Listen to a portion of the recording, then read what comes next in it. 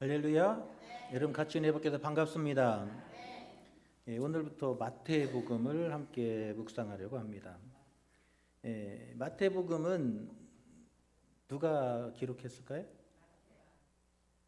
누가요? 어떻게 이렇게 잘 알아요? 마태복음은 마태. 여러분 예수님의 12 제자 중에 셀이 마태가 기록한 말씀이 마태복음입니다. 그러면 마태복음은 누구한테 보낸 말씀일까요? 누구한테 보낸 말씀이에요? 유대교에서 개종한 유대계 그리스도인들에게 주신 말씀이 마태복음이라고 할 수 있어요. 그래서 이 마태는 이 유대계 교인들이 있는 그 교회들을 이렇게 순회하면서 하나님의 말씀을 전하고 가르쳤습니다. 그래서 마태복음은 유대계 그리스도인들에게 복음을 전하고 그들을 가르치기 위한 교재라고 할 수 있어요. 그래서 이 마태복음을 가지고 이런 이 재직 교육을 해도 될 만큼 아주 그 체계적으로 잘 갖춰지는 책이 마태복음이라고 할 수 있어요. 또 이 마태복음에는 특징이 있습니다. 이 마태복음이 특징이 있는데 오늘 1장에 보면 그 특징들을 잘 드러내고 있어요. 그 첫 번째로는 마태복음은 유대인들을 향한 애정이 담겨 있어요. 그러니까 마태복음 속에는 이 다른 이방 민족들은 별 관심이 없어요. 마태의 관심은 오직 유대인들. 하나님이 택하시고 저 옛날부터 택하시고 그 아브라함과 이삭과 야곱으로부터 그 택하신 하나님의 그 거룩한 백성들을 향한 애정과 사랑이 담겨 있는 것이 마태복음이라고 할 수 있습니다. 그래서 10장 5절 6절에 보면 예수께서 이 12를 내보내시며 명하여 이르시되 이방의 길로도 가지 말고 사마리아의 고을에도 들어가지 말고 오직 이스라엘의 집에 잃어버린 양에게로 가라. 예수님이 제자들을 보내면서 누구한테 보내요? 이 유대인들을 향해만 가라는 거예요. 다른 이방 민족들 필요 없다는 거예요. 그래서 이 잃어버린 유대인들, 지금 그 하나님의 택하신 이 히브리인들이 아직 유대교에서 개종하지 않고 예수님을 믿지 않는 그들에게 가서 예수님을 전하라 이렇게 명령하고 계세요. 또 15장 24절에 보면 예수께서 대답하여 이르시되 나는 이스라엘 집에 잃어버린 양 외에는 다른 데로 보내심을 받지 아니하였노라. 그러니까 내가 보냄받은 것은 누구한테 보냄받은 거예요? 택하신 백성들에게만 보냄받았다는 거예요. 그렇죠? 이방인들에게는 별 관심이 없어요. 이게 바로 마태복음의 특징이에요. 그래서 마태복음 하나님이 택하신 백성들, 그 거룩한 백성들을 구원해내고 그들을 향한 하나님의 그 큰 사랑이 이 마태복음 속에 담겨 있습니다. 또 마태복음의 특징은 이 구약을 많이 이용하고 있다는 거예요. 구약을 많이 인용하고 있어요. 그래서 마태복음 속에는 구약 성경이 많은 부분들이 들어와 있어요. 1절에도 보면 아브라함과 다윗의 자손 예수 그리스도의 계보라 그래요.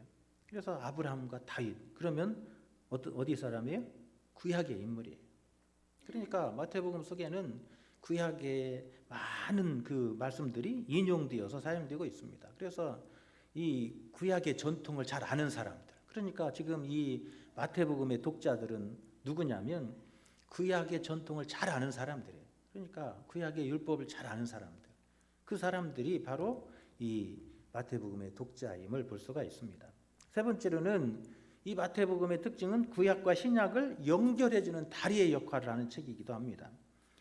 구약에서 예언되었잖아요. 장차 이 메시아가 우리를 구원하러 오실 것이다라고 하는 그 예언이 오늘 이 마태복음을 통해서 어떻게 실현되었는가를 가르쳐줘요. 그래서 그 다리 역할을 하는 책이 마태복음이다라고 할 수 있어요.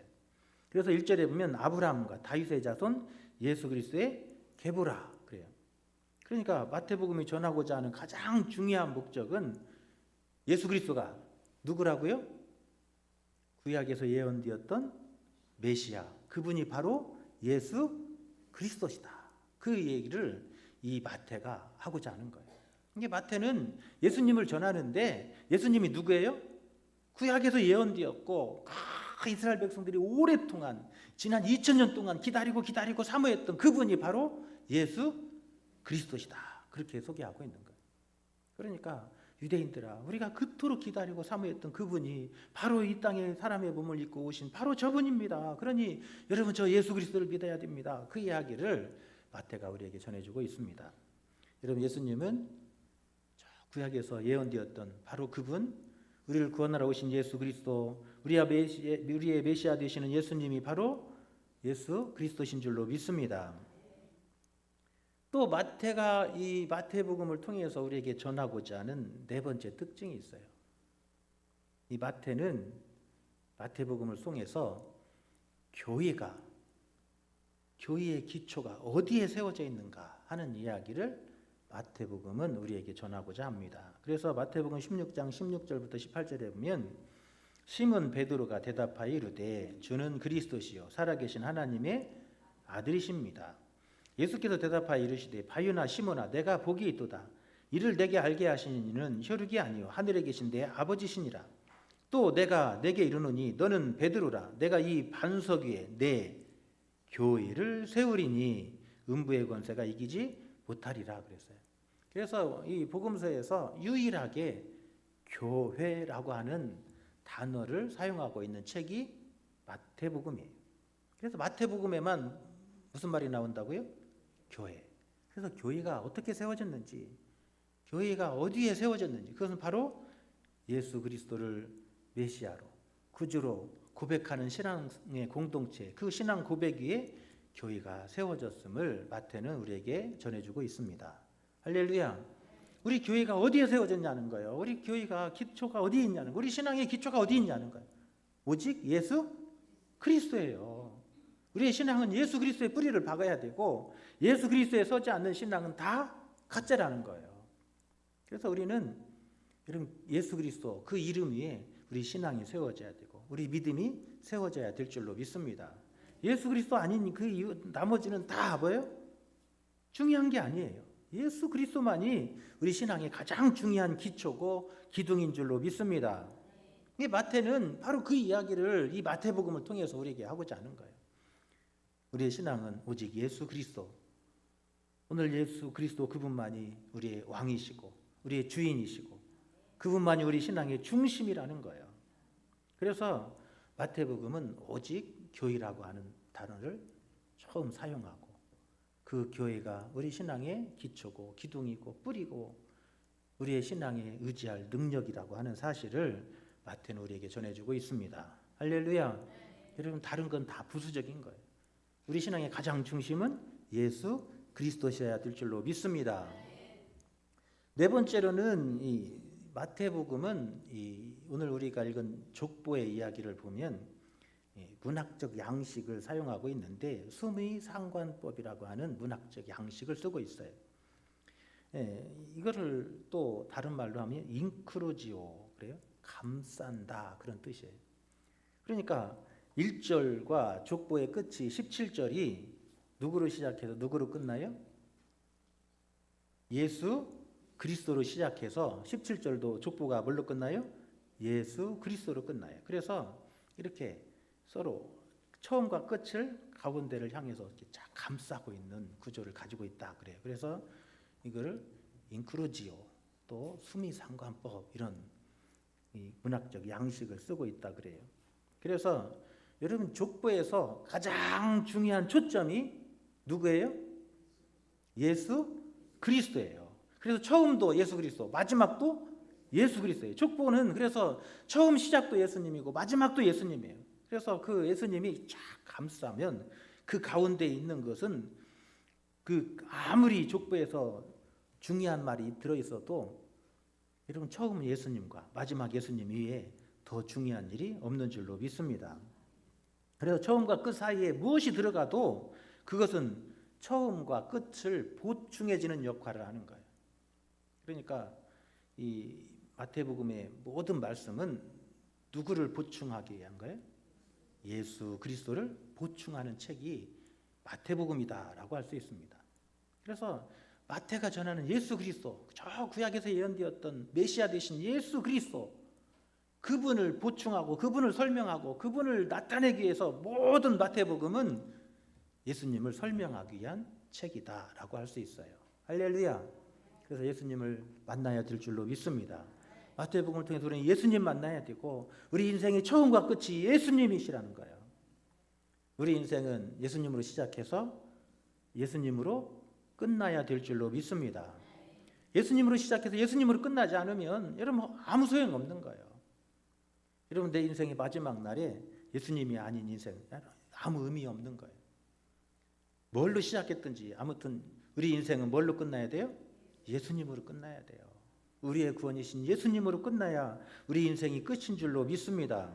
우리 인생은 예수님으로 시작하고 예수님으로 끝나는 거, 그것이 우리 인생임을 이 족보를 통해서 마태는 우리에게 전해주고자 하는 거예요. 창세기에 보면 아담의 족보가 나와요.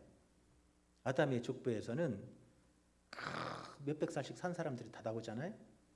그러면서 다 뭐라고 말해요? 살다 죽었더라 그래요. 몇 살까지 살고 죽었더라. 몇 살까지 살고 죽었더라. 죽었다로 끝나는 인생이에요. 왜 그래요? 거기에는 누가 없으니까? 예수님이 없으니까 그래요. 그러나 메시아 되신 예수 그리스도로 시작하는 인생은 여러분 생명이고 구원이고 영생인 줄로 믿습니다. 할렐루야. 여러분 예수님으로 시작해서 예수님으로 끝나는 인생은 구원이고 영생이고 여러분 천국이에요. 마태는 그 사실을 우리에게 가르쳐 주려고 하는 거예요.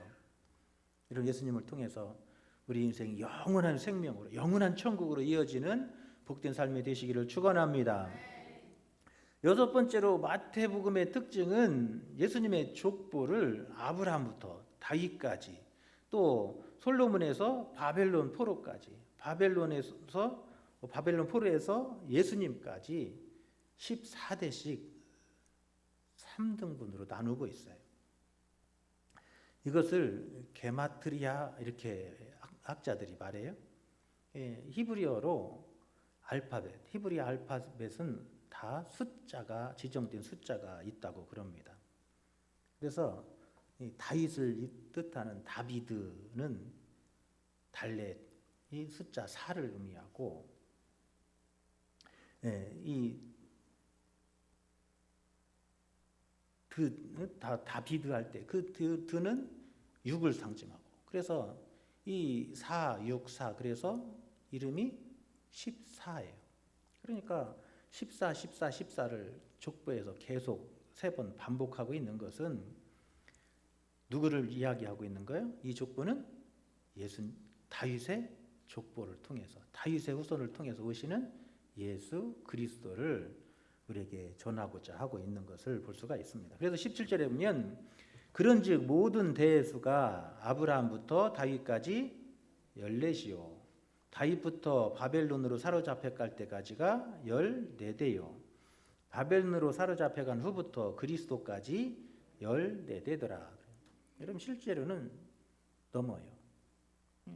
그런데 마태는 그 족보를 구성하기를 14, 14, 14 이렇게 구성해서 다윗의 후손을 통해서 오실 예수 그리스도를 우리에게 전하고자 하고 있습니다. 할렐루야. 예수 그리스도가 누구냐는 거예요. 다윗의 후손으로 오실 그 언약된 그분이 바로 예수 그리스도시라는 거예요. 그래서 하나님의 언약은 반드시 이루어진다라고 하는 사실을 우리에게 전하고자 하는 거예요. 여러분 하나님의 약속은 여러분 신실하셔서 반드시 이루어 주실 줄로 믿습니다. 할렐루야. 하나님의 언약은 반드시 우리 가운데 이루어진다는 거예요. 지금 마태는 바로 그 이야기를 하는 거예요. 유대인들아, 하나님의 언약은 반드시 이루어진다는 거예요. 2000년을 예수님의 오심을 그렇게 기다렸잖아요. 그러다가 많은 사람들이 신앙에 떠나가고 많은 사람들이 믿음에서 떨어지고 사람들이 많이 있었어요. 그런 유대인들을 향해서 마태는 전하고 있습니다. 하나님의 약속은 더딘 것 같아도 그 약속은 반드시 이루어진다는 거예요. 할렐루야. 여러분들의 기도가 지금 당장 이루어지지 않는다 할지라도 실망하지 마십시오. 하나님은 그 약속하신 것을 반드시 이루어 주실 줄로 믿습니다. 마태는 바로 그 이야기를 전하고 있는 거예요. 예수 그리스도는 하나님의 그 언약의 성취라는 거예요. 옛날에 약속했던 그 약속이 그렇게 더디다고 그렇게 기다렸지만 그 예수님 하나님의 언약은 바로 예수 그리스도를 통해서 지금 이루어졌다는 거예요. 여러분 그래서 여러분 아무리 절망적일지라도 여러분 하나님의 약속을 붙들고 그 신실하신 언약의 말씀 붙들고 나아가는 저와 여러분 되시기를 축원합니다. 하나님은 반드시 그 언약하신 일을 이루어 주실 줄로 믿습니다.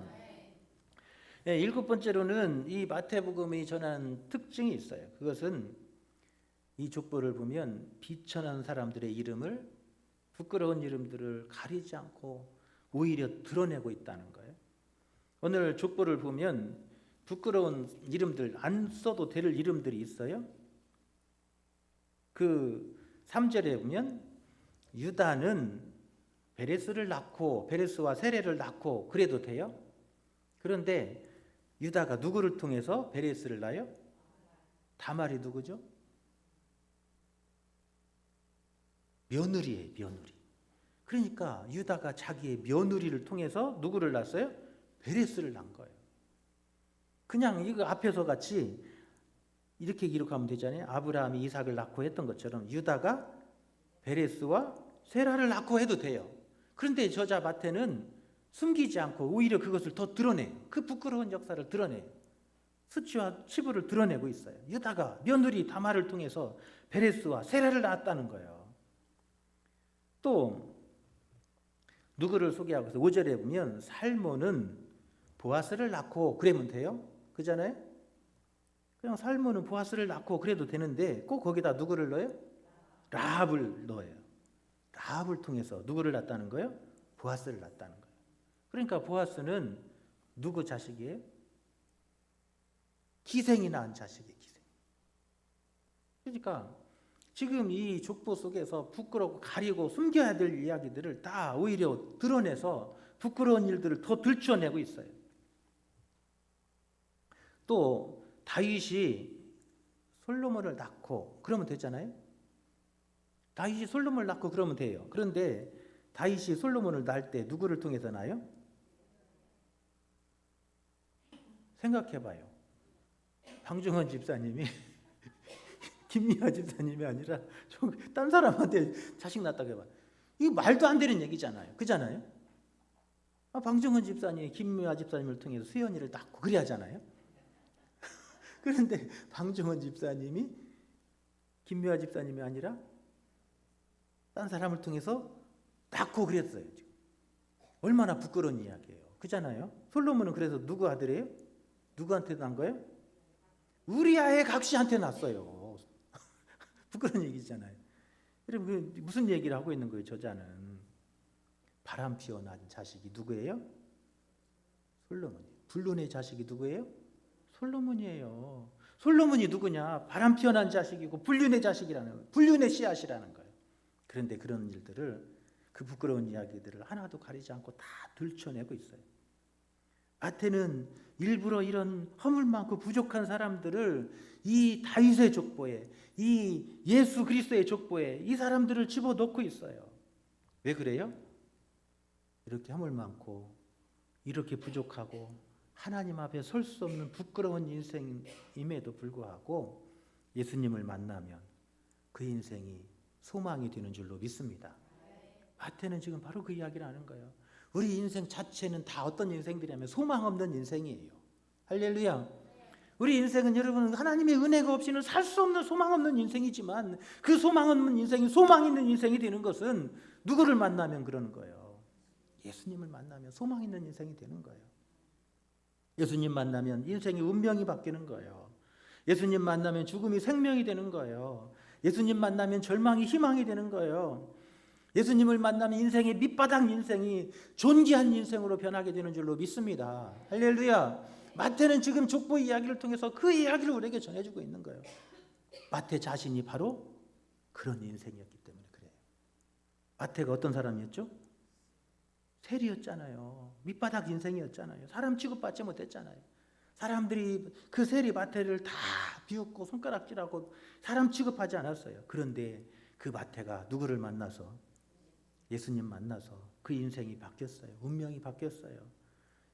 마태는 예수님 만나가지고 죽음이 생명이 되었고, 예수님 만나서 절망이 희망이 되었고, 밑바닥 인생 예수님 만나서 존귀한 인생으로 하나님의 손에 붙들려 쓰임받는 능력 있는 종이 된 줄로 믿습니다. 할렐루야. 그래서 마태는 세리여서 손가락질 받는 그 비천한 인생이 예수님 만나서 예수 그리스도의 십자가의 복음을 전하는 이런 예수님의 사도가 된 줄로 믿습니다. 이런 저자 지금 마태는 바로 그 이야기를 우리에게 전해주고자 하는 거예요. 이런 비천한 인생들을 통해서 다윗이 나왔고 예수 그리스도가 오셨다는 거예요. 그래서 예수님을 만나는 인생들은 그 예수님에게 연결된 사람들, 예수님에게 다한 사람들은 다 존귀한 인생이 되는 거예요. 오늘 이 땅에 오신 예수 그리스도, 여러분 그분을 만나야 되는 줄로 믿습니다. 여러분 이 땅에 오신 예수님을 만나야 우리 인생에 소망이 있는 줄로 믿습니다. 여러분 가치 없는 인생이 오늘 예수님 만나야 우리 인생이 가치 있는 고귀한 인생이 되는 거예요. 마태는 오늘 이 족보를 통해서 우리에게 그 사실을 전하고자 하는 거예요. 나를 보라는 거예요. 나같이 비천한 인생이 예수님 만나서 운명이 바뀌었고 인생이 바뀌었고 소망 있는 인생이 되고 존귀한 인생이 되었다는 거예요. 여러분 이 귀한 은혜가 저와 여러분에게 함께 하시기를 축원합니다. 마지막으로 20절부터 21절에 보면 이 마태복음의 특징이 있어요. 8번째로 예수님은 누구를 통해서 오셔요? 성령을 통해서 오셨다는 거예요. 그러니까 지금 20절부터 21절에 보면 이 일을 생각할 때 주의 사자가 현명하 이르되 다윗의 자손 요셉아 내 아내 데려오기를 무서워하지 말라. 그에게 잉태된 자는 누구로? 성령으로 된 것이라. 아들을 낳으니 이름을 예수라 하라. 이는 그가 자기 백성을 그들의 죄에서 구원할 자이심이니라 하니라. 예수님은 누구를 통해서 오신 분이에요? 성령을 통해서 오신 분이에요. 예수님은 동정녀를 통해서, 동정녀 마리아를 통해서 오실 수밖에 없으신 분이에요. 왜 예수님은 성령을 통해서, 동정녀 마리아를 통해서 오셔야만 했어요? 네? 예수님이 왜 동정녀를 통해서 오셔야만 돼요? 왜 그래요? 우리를 죄를 사하시려면 죄가 없으셔야 되기 때문에 그래요. 할렐루야.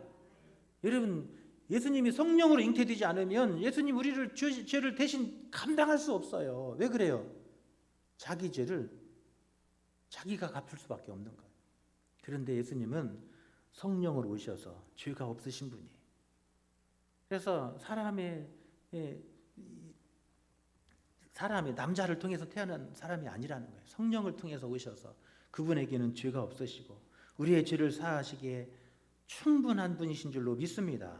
그래서 마태는 예수님이 왜 우리를 구원하실 수 있는 충분한 능력이 있으신가를 그렇게 소개해요. 왜 예수님만 우리를 구원하실 수 있는가? 세상에 그 어떤 다른 이름으로 우리가 구원받을 수 없는 이유가 바로 거기에 있는 거예요. 예수님은 누구를 통해서 오셨기 때문에? 성령을 통해서, 동정녀 마리아를 통해서 오셨기 때문에 예수님 우리를 구원할 수 있는 구원의 능력이신 줄로 믿습니다. 여러분 예수님은 구원의 능력이신 거예요. 그래서 그분이 십자가에 달려 죽으심으로 대속 제물이 되심으로 우리를 구원하실 수 있는 줄로 믿습니다. 여러분 다른 사람이 나 대신 죽어도 그 사람은 자기 죄밖에 못 갚아요. 그런데 예수님은 나를 위해서 십자가에 달려 죽으실 때 내 죄가 씻김을 받게 되는 줄로 믿습니다. 예수님은 죄가 없으신 분이시기 때문에 그래요. 할렐루야. 그래서 마태는 예수님이 오시는 이야기들을 자세하게 기록하고 있어요. 그러면서 그 족보를 자세하게 기록하면서 예수님이 왜 우리의 구원이시고 소망이시고 왜 예수님이 메시아 되셔서 우리를 구원하실 수 있는 하나님의 아들이신가를 이 1장을 통해서 우리에게 세세하게 전해주고 있습니다. 그래서 18절부터 보면 예수 그리스도의 나심은 이러하니라. 그의 어머니 마리아가 요셉과 약혼하고 동거하기 전에 무엇으로? 성령으로 잉태된 것이 나타났더니. 그러면서 그 성령으로 잉태된 것을 누가 증거해줘요? 하나님의 사자가, 천사가 그에게 나타나서 요셉에게 나타나서 그 마리아 데려오기를 무서워하지 말고 그를 데려오라고 말해요. 그가 성령으로 잉태되어서 우리를 모든 백성들의 죄를 사하실 수는 구원자 되시기 때문이다라고 설명하고 있어요. 그래서 21절에 보면 아들을 낳으리니 이름을 예수라 하라. 이는 그가 자기 백성을 그들의 죄에서 구원할 자이심이니라. 할렐루야. 여러분 그래요. 예수님은 우리를 구원할 충분한 능력이 있으신 분인 줄로 믿습니다. 왜 그래요?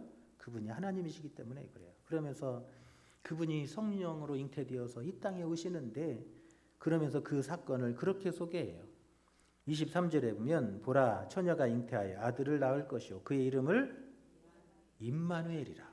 이게 하나님이 마리아를 통해서 우리 가운데 육신의 몸을 입고 이 땅에 하나님이 오셨다는 거예요. 임마누엘 하셨다는 거예요. 하나님 우리 가운데 임하신 거라는 거예요.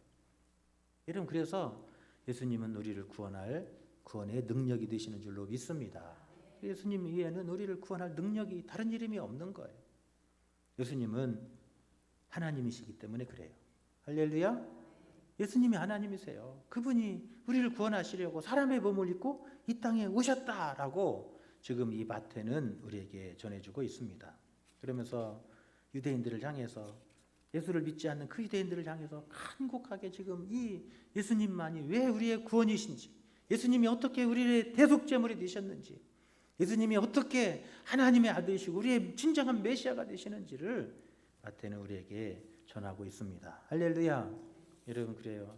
오늘 또 예수님만이 우리의 소망인 줄로 믿습니다. 예수님만이 우리의 구원의 능력인 줄로 믿습니다. 여러분 예수님만이 우리의 소망이에요. 능력 없고 자격 없는 우리가 예수님 때문에 우리 인생이 변하고 운명이 바뀌고 예수님 때문에 우리에게 진정한 소망이 있는 줄로 믿습니다.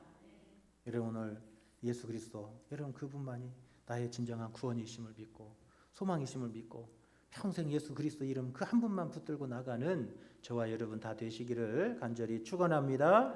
할렐루야.